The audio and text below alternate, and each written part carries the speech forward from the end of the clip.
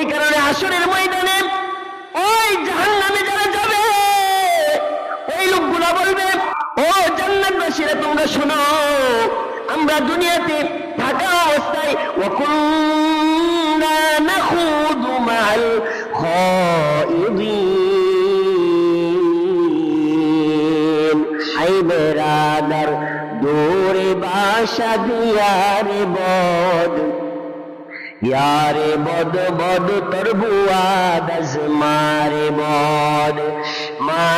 बद तल हाथोरा बरजा जुनाद, यारे बद बरजान ईमानत जुनाद, यारे बद आ रदु तुरा सुए जहीम, यारे ने को हीरे ताया बिनाईम।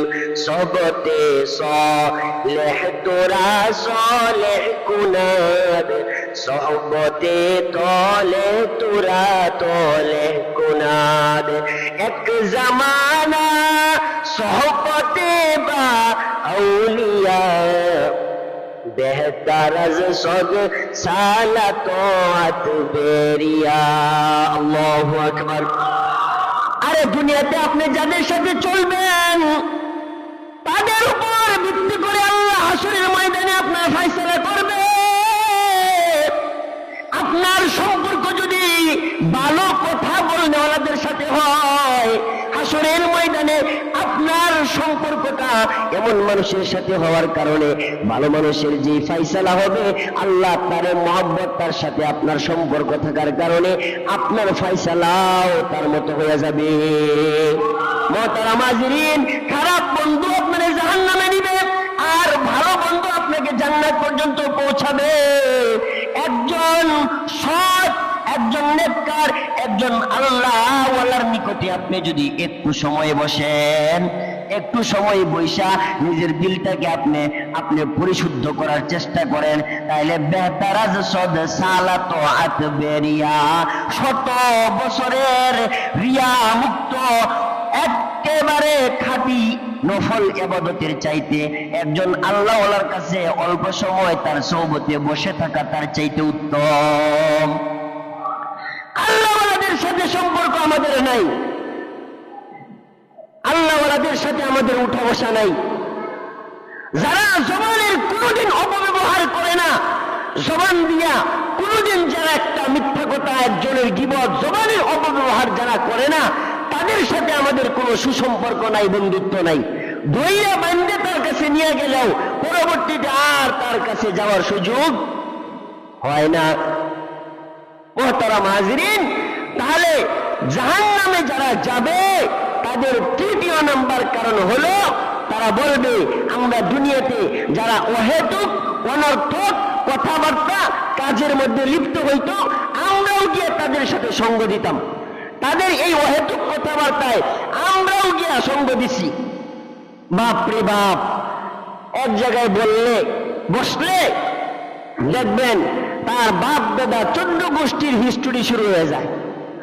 তার দাদা জমিদার ছিল, তার দাদা কিয়া ছিল, কত একর জমির সম্পত্তির মালিক ছিল, তার দাদা কি করত, সব ফের বলা শুরু হয়।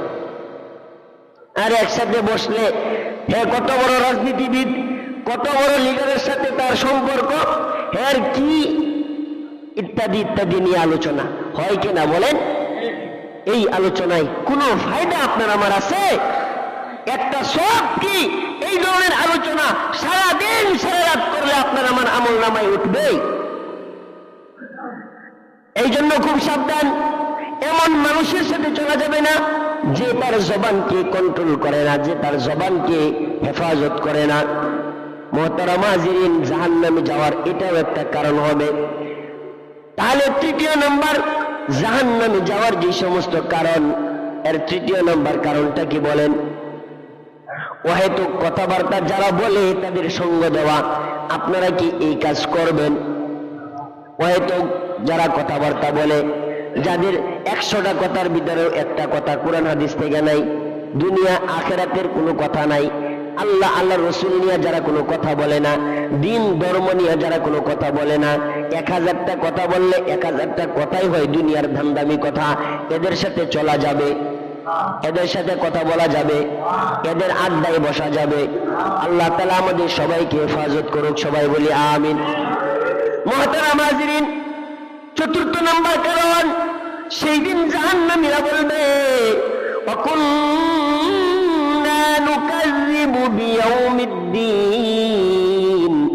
জান্নাতবাসীরা তোমরা শুনো, আজকে আমরা যে জাহান্নামে আইলাম, জাহান্নামে আওয়ার 4 নাম্বার আমাদের অন্যতম কারণ হইল ওয়াকুন্না নুকাযযিবু বিয়াউমিদ্দিন।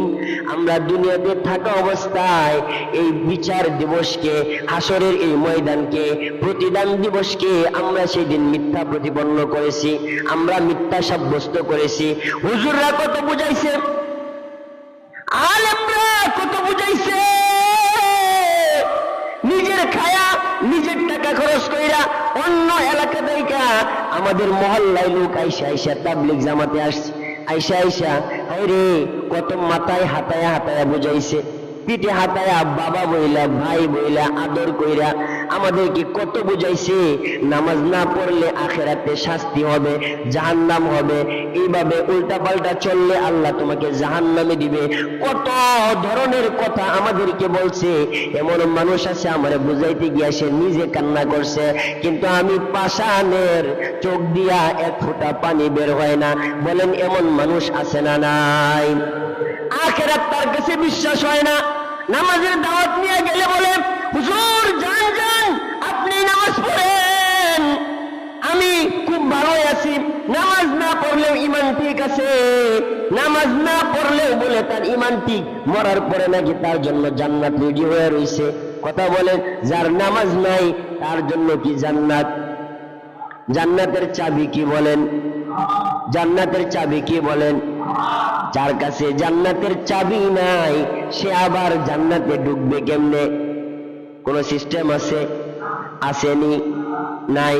মুহতারাম হাজিরিন, তাহলে বলবে আমরা দুনিয়াতে থাকা অবস্থায় আখিরাতের কোনো চিন্তা ফিকির আমাদের ছিল না, আখিরাতের অনেক কথাবার্তা বলতো, কিন্তু আমরা ওগুলাকে কোনো গুরুত্ব দিতাম না। দূর আখিরাত, মরার পরে যাওয়া হইব না, এখন আর যেমনি পারি চলি। এই বক্তব্য প্রদানকারী, এই মন মানসিকতার মানুষ আছে না নাই? মুহতারাম হাজিরিন, বলে এখন চলতে থাকি, মরার পরে যা হইব না ওটা তো আর কেউ দেখবো না, কবরে গিয়া আল্লাহ শাস্তি দিব না কি দিব এইটা তো আর কেউ দেখতেছে না। ওই সময় শাস্তি পাইলেও সমস্যা নাই, যাক এখন আমি আমার মন মতো কইরা সুদের ব্যবসা, ঘুষের ব্যবসা, চাঁদাবাজি, ডাকাতি, জুলুম আমি করি, আর মরার পরে যা হইব না ওটা কোনো দেখার বিষয় না। এমন মন মানসিকতার মানুষ আছে না নাই? মুহতারাম হাজিরিন, ওই দিন তো এই মানুষগুলাই আফসোস করে বলবে ওয়াকুন্না নুকাযযিবু বিয়াউমিদ্দিন। আমরা দুনিয়াতে থাকা অবস্থায় আখিরাতের এই দিনটাকে, এই যে প্রতিদান দিবস, এই যে হিসাব নিকাশের দিবস, এই দিনটাকে আমরা মিথ্যা সাব্যস্ত করেছি, আমরা কোনো গুরুত্ব দেই নাই। এই দিন নিয়ে অনেক আলোচনা কোরআন থেকে, হাদিস থেকে আলেমরা, ওয়াইজরা, বক্তারা আমাদেরকে শোনাইছে, কিন্তু আমরা কোনো গুরুত্ব দেই নাই। মুহতারাম হাজিরিন, জাহান্নামে যাওয়ার অন্যতম কারণ হবে এইটা। কত মানুষ আমাদের চোখের সামনে দুনিয়া থেকে আখিরাতের দিকে রওনা হইতেছে, তারপরেও আমাদের মনের ভিতরে কোনো ধাক্কা লাগে না, মনের ভিতরে একবারও এই অনুভূতিটা, অনুশোচনাটা আসে না, হায় রে আমারই তো বন্ধু, সে আমার সামনে থেকে চলে গেল, কোথায় গেল, তার কি হবে, এগুলো আমরা একবারও চিন্তা ভাবনা করি না। কয়টা মানুষ আছে বলেন তো আখিরাত নিয়ে কারো কোনো ফিকির নাই, কিয়ামতে এই হবে সেই হবে এগুলো বললে কোনো গুরুত্ব নাই, সাথে সাথে তখন শুধু মাথা নাড়ানো হয়, হ হ হ হ। অনেকে বলে বুঝি, আরে বুঝেন তাইলে মানেন না কে? মুহতারাম হাজিরিন, এই জন্য এই যে জাহান্নামে যাওয়ার যে কারণগুলা বলা হলো, এই কারণগুলো সবাই মাথায় রাখবেন।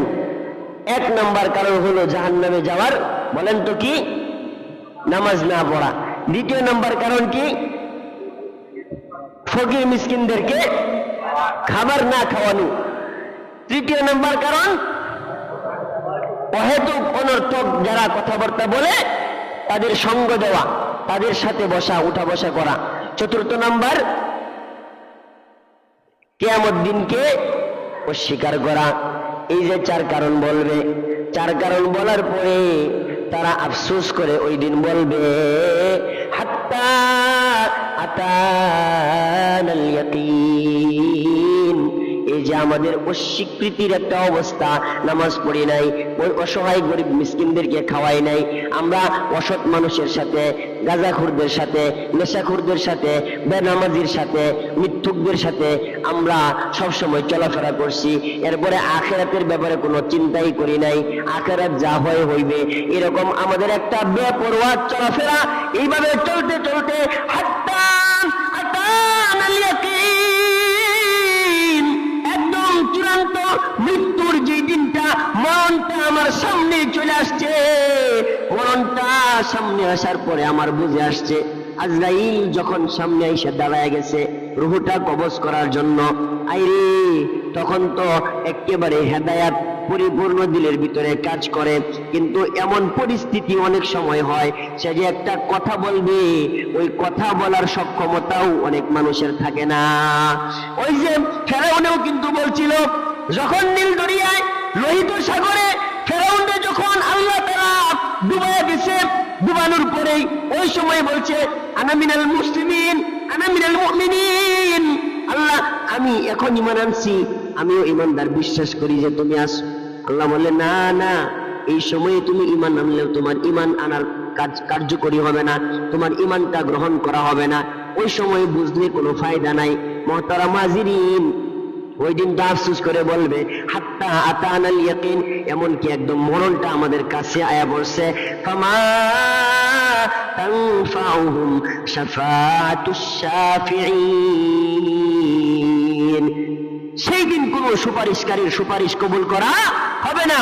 যারা এই ধরনের লোক, যারা বেনামাজি, যারা অসহায়দেরকে খাওয়ায় না, যারা অসৎ সঙ্গ দেয়, যারা অহেতুক কথাবার্তার দ্বারা বলে, তাদের সাথে উঠা বসা চলাফেরা করে, যারা কিয়ামতের দিনকে অস্বীকার করে, আল্লাহ তাআলা বলেন ফামা তানফাউহুম শাফাআতুশ শাফিঈন, এই ধরনের লোকদের জন্য হাসরের ময়দানে কারো সুপারিশ কোনো কাজে আসবে না। হাসরের ময়দানে তো অনেক মানুষ শাফাআত করবে, করবে না? নবীরা করবে, এরপরে সিদ্দিক শহীদ যারা তারা করবে, আলেমরা করবে, আপনাদের ইমাম সাহেব যারা, আল্লাহ তাদের মাধ্যমেও আপনাদের জন্য শাফাআত করাইতে পারেন। নবীদের পরে আলেমরাও তাদের পরিচিত আত্মীয় স্বজন বন্ধু বান্ধব মহাব্বত যারা করবে তাদের জন্য কি করবে? সুপারিশ করবে। আল্লাহ তাদেরকেও সুপারিশ করার কি করবেন? ক্ষমতা দিবেন, তাদেরকেও সুপারিশের অধিকার দিবেন। কিন্তু সেই দিন যদি এই কোয়ালিটির আমরা কেউ থাকি, সেই দিন ওই আলেমের সুপারিশ আমার কোনো কাজে আসবে না, নবীর সুপারিশ আমার কোনো কাজে আসবে না। কোন সৎ মানুষ তার সুপারিশ, হাফিজ কুরআনের সুপারিশ সবার কাজে আসলেও অন্তত এই শ্রেণীর অন্তর্ভুক্ত থাকলে আমার কোনো কাজে আসবে না। এই জন্য মুহতারাম হাজিরিন, হাসরের ময়দানে তো অনেক মানুষকে আল্লাহ তাআলা নিজের আমল ছাড়া আনুষঙ্গিক অন্যান্য কারণেও কি করবেন? নাজাত দিবেন। নিজের আমলের দ্বারা নাজাত সম্ভব না। হয়তোবা কোনো আলেমের সাথে মহব্বত ছিল, আলেমকে আল্লাহ শাফাআতের অধিকার দিচ্ছেন, তো ওই মহব্বত থাকার কারণে